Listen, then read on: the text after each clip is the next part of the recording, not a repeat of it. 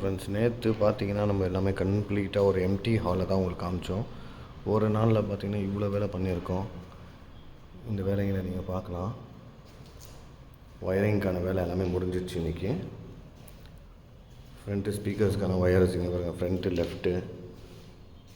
லெஃப்ட்டுக்கான wire, சென்டருக்கான wire, front ரைட்டுக்கான wire, அதுக்கப்புறம் சரவுண்ட்ஸு. ஸோ இங்கே நீங்கள் மேலே பார்க்கலாம். ஆக்சுவலாக இந்த வேலைக்கான குவாலிட்டியை பார்க்கலாம்.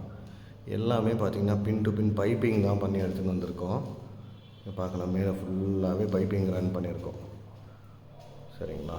எதுவுமே பார்த்திங்கனாக்கா உங்களுக்கு வெளியே வராத மாதிரி. நாளைக்கு பின்னால் ஏதாச்சும் ஒரு பிரச்சனைன்ற பட்சத்தில் இந்த பைப்லேருந்து நம்ம கம்பியை போட்டு அதை வெளியே எடுத்துக்கலாம். எடுத்து வேறு ஒயர் கூட ரீப்ளேஸ்மெண்ட் பண்ணுற மாதிரி பார்த்துக்கலாம். ப்ரொஜெக்டருக்கான ஸ்டாண்டும் ஃபிட் பண்ணிட்டோம். இங்கே HDMI கேபிளும் போட்டாச்சு.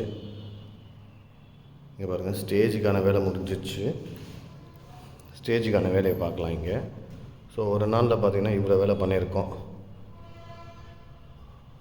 ஸோ ஏன்னா இது நம்மளோட கடை சேம் டிசைன் தான் எனக்கு வேணும்னு சொல்லி கிளைண்ட் கேட்டிருக்காரு. நம்மளோட டெமோ எக்ஸ்பீரியன்ஸ் சென்டர் இருக்குது இல்லைங்களா, அதோட சேம் டிசைன் தான் கிளைண்ட்டுங்க கேட்டிருக்காரு. ஏன்னா அவருக்கு ரொம்ப பிடிச்சிச்சு அப்படின்னு சொல்லி. ஸோ அதே டிசைன் தான் பண்ண போகிறோம். இங்கே நீங்கள் சீலிங்கை பார்க்கலாம்.